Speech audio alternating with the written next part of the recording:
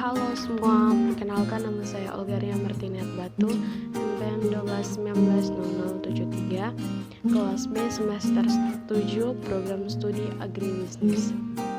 Baik, di sini saya akan presentasikan teori perdagangan internasional menurut Hexer-Ohlin. Teori ini menyatakan bahwa suatu negara akan melakukan perdagangan dengan negara lain disebabkan negara tersebut memiliki keunggulan komparatif, yaitu keunggulan dalam teknologi dan keunggulan faktor produksi. Basis dari keunggulan komparatif adalah yang pertama, faktor endowment, yaitu kepemilikan faktor-faktor produksi di dalam suatu negara. Yang kedua, faktor intensity, yaitu teknologi yang digunakan di dalam proses produksi, apakah labor intensity atau capital intensity. Contoh, negara A memiliki tenaga kerja lebih banyak dari negara lainnya, dan negara lainnya memiliki kapital lebih banyak dari negara A. Adapun asumsi dari teori Hexer-Ohlin yaitu yang pertama, two countries home and foreign, yang kedua, two goods, yang ketiga, to resource, labor, and capital. The Hexer-Ohlin assumption government, yaitu yang pertama, pemerintah tidak mencampuri urusan ekonomi. Yang kedua, meskipun adanya perdagangan barang dan jasa, tidak ada perpindahan sumber daya. Teori Hexer-Ohlin sendiri menggunakan dua kurva, yaitu iso-cost dan iso-quan.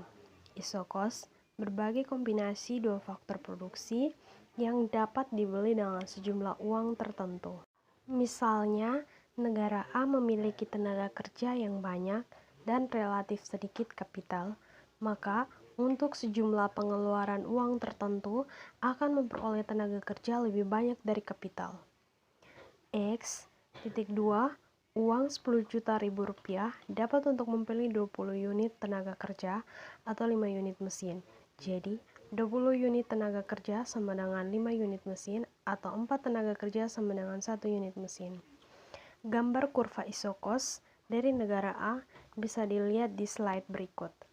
Yang kedua, misalnya negara B lebih banyak memiliki kapital atau mesin dan relatif sedikit tenaga kerja, maka di negara B pengeluaran 10 juta ribu rupiah akan memperoleh tenaga kerja 10 unit atau 20 unit mesin.